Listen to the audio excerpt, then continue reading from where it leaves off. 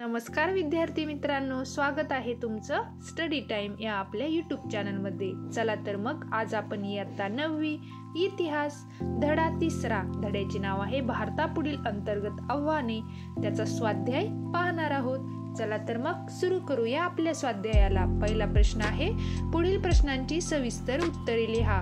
त्यामधील 1 हा उपप्रश्न आहे, आनंदपूर साहिब या ठरावात अकाली दलाने कोणत्या मागण्या केल्या, आणि याचं आपल्याला सविस्तर उत्तर लिहायचं आहे। उत्तर पाहूया। 1973 मध्ये अकाली दलाने आनंदपूर साहिब हा ठराव मंजूर करून केंद्र शासनाकडे पुढील मागण्या केल्या। त्यामधील पहिली आहे, चंदीगड पंजाबला द्यावे व इतर राज्यातील पंजाबी भाषिक प्रांत पंजाबमध्ये समाविष्ट करावेत। दुसरी मागणी आहे, पंजाबचे सैन्यामधील संख्या प्रमाण वाढवावे। तिसरी आहे, पंजाब राज्यास अधिक स्वायत्तता द्यावी। हे होतं पहिल्या प्रश्नाचं उत्तर। आता दुसरा उपप्रश्न पाहूया, जमातवाद नष्ट करण्यासाठी काय केले पाहिजे, याचं उत्तर पाहूया। जमातवाद नष्ट करण्यासाठी पहिलं आहे, भिन्न धर्मीय लोकात आपण मिसळले पाहिजे। दुसरं, परस्परांच्या सण उत्सवात सहभागी झाले पाहिजे। तिसरं आहे, एकमेकांच्या चालीरीती सद्विचार एकमेकांना स्वीकारले पाहिजे। चौथं आहे, परस्परांबद्दल आदरभाव बाळगला पाहिजे। आणि शेवटचं 5वं, एकमेकांच्या सामाजिक व आर्थिक प्रश्नांकडे तर्कशुद्ध पद्धतीने पाहता आले पाहिजे। त्यासाठी आपल्या धर्माचा अतिरेकी अभिमान सोडायला हवा। हे होतं दुसऱ्या प्रश्नाचं उत्तर। आता पाहूया आपण तिसरा उपप्रश्न, प्रदेशवाद केव्हा बळावतो, याचं उत्तर आहे, प्रदेशवाद पुढील कारणांमुळे बळावतो। पहिलं कारण आहे, आपल्या प्रदेशाविषयी अवाजवी अभिमान बाळगण्यातून। दुसरं, माझा प्रांतच श्रेष्ठ मानण्याच्या वृत्तीतून। तिसरं कारण आहे, आपल्या प्रदेशाविषयी वाटणाऱ्या प्रांत अभिमानामुळे विकृत स्वरूप प्राप्त झाल्यावर। चौथं आहे, विकासातील असमतोलातून।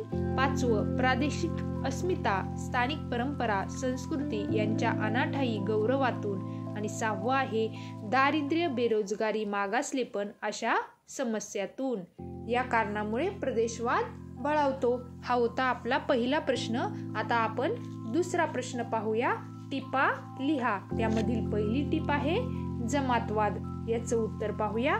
जमातवाद म्हणजे आपलाच धर्म श्रेष्ठ मानणे व इतर धर्मांना कमी लेखणे होय। जेव्हा आपल्या धर्माचा अभिमान बाळगण्याचा अतिरेक होतो तेव्हा त्याचे दुरभिमानात रूपांतर होते। समाजात असे स्वतःला श्रेष्ठ मानणारे धार्मिक गट निर्माण होऊन ते इतर धर्मांना तुच्छ लेखतात। त्यातून जमातवाद निर्माण होतो। थोडक्यात संकुचित धार्मिक अभिमानातून जमातवाद निर्माण होतो। ही होती आपली पहिली टीप। आता दुसरी टीप पाहूया। त्याआधी मित्रांनो, चॅनलवर नवीन असाल तर चॅनलला सबस्क्राईब करायला विसरू नका आणि एक लाईक नक्की करा। दुसरी टीप आहे आपली प्रदेशवाद। याचं उत्तर पाहूया। आपल्या प्रदेशाविषयी अतिअभिमान आणि अन्य प्रदेशांविषयी कनिष्ठतेची भावना असणे म्हणजे प्रदेशवाद होय। अवाजवी प्रांताभिमानामुळे प्रदेशाविषयीच्या आत्मीयतेला विकृत स्वरूप प्राप्त होते। आपल्या प्रदेशाविषयी अतिरेकी आत्मीयता अनिष्ट प्रदेशवाद निर्माण करते। त्यामुळे राष्ट्राच्या एकात्मतेला तडा जातो। हे होतं याचं उत्तर। आता पाहूया आपण पुढचा प्रश्न तिसरा, पुढील विधाने सकारण स्पष्ट करा। त्यामधील पहिलं विधान आहे, ऑपरेशन ब्लू स्टार करावे लागले। याचं आता आपण उत्तर पाहायचं आहे।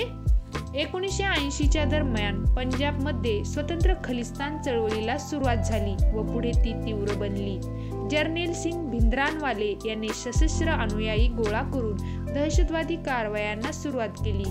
त्यांनी अकाल तख्त या धार्मिक स्थळाचा आश्रय घेतला। त्यांच्या अनुयायांनी सुवर्ण मंदिराचा परिसर ताब्यात घेऊन अतिरेकी कारवाया केल्या। सुवर्ण मंदिराला किल्ल्याचे स्वरूप आले व शांतता धोक्यात आली। या दहशतवाद्यांना सुवर्ण मंदिरातून बाहेर काढून पंजाबात शांतता प्रस्थापित करण्यासाठी सरकारला ऑपरेशन ब्लू स्टार करावे लागले। आता पाहूया प्रश्न दुसरा, जमातवादाचा सर्व शक्तीनिशी मुकाबला करणे आवश्यक आहे. आणि याचं उत्तर पाहूया. संकुचित धार्मिक अभिमानातून जमातवाद निर्माण होतो. या दुरभिमानातून भिन्न धर्मीयांचा एकमेकांवरील विश्वास उडतो.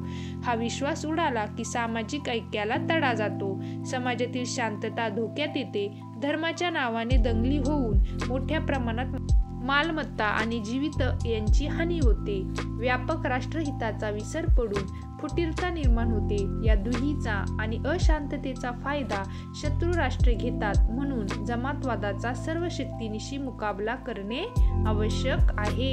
हे होतं आपलं दुसऱ्या या उपप्रश्नाचं उत्तर. आता आपण पुढचं चौथं पाहूया. पुढील संक्षिप्त रूपांचे पूर्ण रूप लिहा. याचं पूर्ण रूप लिहायचं आहे. त्यामधील पहिलं आहे MNF. यामध्ये याचं उत्तर येतं मिझो नॅशनल फ्रंट. दुसरं आहे NNC. याचं आहे नागा नॅशनल काउन्सिल. तिसरं आहे PLGA. याचं आहे पीपल्स लिबरेशन गुरिला आर्मी. हा होता आपला तिसऱ्या धड्याचा स्वाध्याय. येथेच थांबू. परत भेटू नवीन स्वाध्यायात. तोपर्यंत लाईक, शेअर आणि कमेंट करायला विसरू नका. धन्यवाद.